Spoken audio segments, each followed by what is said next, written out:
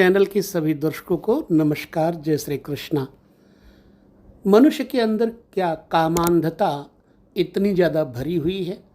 बचपन से लेकर के वो क्या यही पैदा हुआ है? विचार करने की बड़ी ज़रूरत है। संस्कार और सभ्यता के अभाव में कई बार जन्म कुंडली के बैठे हुए ग्रह अपना कार्य कर जाते हैं। उन ग्रहों को हम अपने संस्कृति, साधना, उपासना के माध्यम से ठीक कर सकते हैं, परंतु यदि श्रद्धा न हुई तो बेकार। आज हमारा यह विषय जन्म कुंडली में है कि आखिर मनुष्य में इतनी कामांधता क्यों है? ऐसी वासना क्या ग्रहों की जिम्मेदारी है या नहीं है? जी हाँ, बिल्कुल है। मनुष्य ने जितना कुछ बोया है अपने कई जन्मों में, उसको पिछले कई जन्मों से उसे काटना पड़ रहा है। इसी का मार्गदर्शन प्रशस्त करने के लिए जन्म कुंडलियाँ बनाई जाती हैं। जातक क्या करेगा, क्या नहीं करेगा, यह बच्चा जब जन्म होता है उसी के साथ निर्धारित कर दिया जाता है। आइए हम जानते हैं जन्म कुंडली में एक ऐसी स्थिति जो यह दर्शाती है कि ऐसा मनुष्य काम वासना पूर्ति के लिए क्या कुछ नहीं कर सकता। ऐसे में हम आपको सबसे पहले एक जन्म कुंडली देंगे और उस जन्म कुंडली में बैठे हुए ग्रहों का आंकड़ा आप लेंगे और समझेंगे कि वास्तव में असंभव कुछ भी नहीं है, सब कुछ हो सकता है।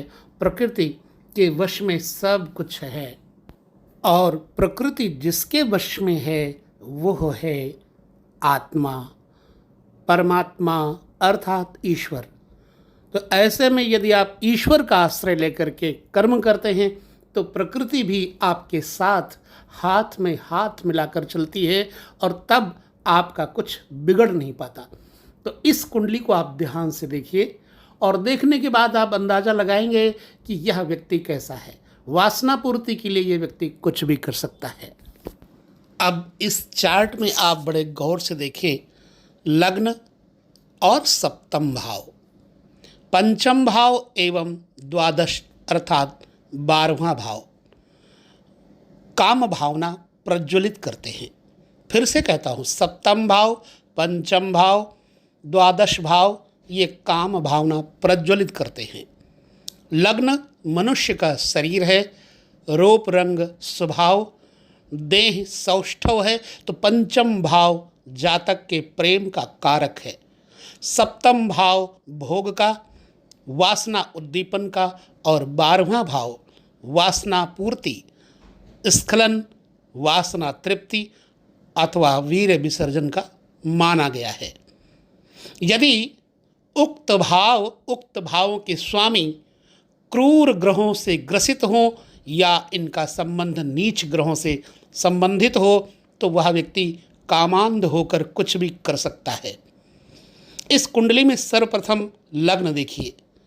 लग्नस्थ नीच का सूर्य राहु के साथ है, वहीं सप्तम भावस्थ नीच का शनि केतु के साथ बैठ करके लग्न को देख रहा है। सप्तमेश पर शनि की दृष्टि है। सप्तम कारक शुक्र द्वादश भाव में अपने नीच राशि में है। पंचम गुरु शत्रु राशि में है, यानी कि शनि की राशि में है। लग्न में नीच का सूर्य राहु आत्मा को नीच बनाता है, मलिनता देता है। बुद्धि प्रेम भाव का स्वामी अर्थात पंचमेश शनि भी अपनी नीच राशि मेष में है, साथ में केतु है तथा शनि पर मंगल का क्रूर प्रभाव है। काम रूप काम कारक शुक्र 12वें भाव में अपनी नीच राशि में है। शुक्र कन्या राशि नीच में माना जाता है, जो लग्नेश भी है शुक्र, और लग्नेश 12वें घर में वैसे भी खराब हो जाता है। इस प्रकार चारों भाव नीच ग्रहों से प्रभावित है। काम रूपी स्वार्थ पूर्ति हेतु यह व्यक्ति अन्य स्त्री की हत्या भी कर सकता है। अतः इस जन्म कुंडली में विशेष ध्यान देने की जरूरत क्यों पड़ी हमको? इसलिए कि यदि अपने बच्चे की या अपनी जन्म कुंडली में इस तरह के ग्रह हैं, पापी ग्रह हैं, तो समस्त पापों का विसर्जन, समस्त पापों की शांति सद्गुरु कृपा से हो जाती है, स्वाध्याय साधना ध्यान से हो जाती है। ऐसे में यदि सूर्य को राहु से मुक्त करना हो तो अच्छा होगा, सूर्य को राहु से विलग करना हो तो अच्छा हो सकता है, या सूर्य को प्रबल कर दिया जाए, अर्थात सूर्य नारायण की उपासना, आदित्य हृदय स्तोत्र इत्यादि का जप करने से, पाठ करने से यह भाव प्रबल हो सकता है। दूसरी चीज है बृहस्पति, चूँकि 12वें जो 5वें घर में बैठा है और 5वें घर में बैठ करके ये भी शत्रु राशि में है। अब यहाँ बृहस्पति को प्रबल करने के लिए भी हम उपाय देख सकते हैं। अतः बृहस्पति को यहाँ पर बलवान बना देना चाहिए।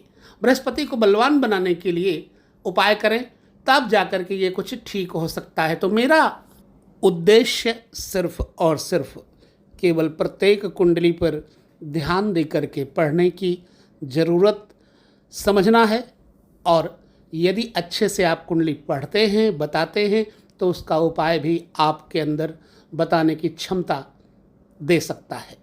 ऐसे में बृहस्पति को पावर दे देना चाहिए, सूर्य को पावर दे देना चाहिए, तब जा कर के इस तरह की स्थिति में कुछ परिवर्तन आ सकता है।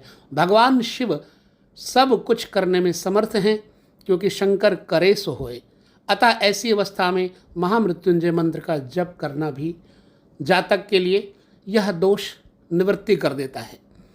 तो ऐसे जन्म कुंडली का हमेशा विश्लेषण करते समय ध्यान रखें, उपाय जरूर करें, उपाय जरूर बताएं।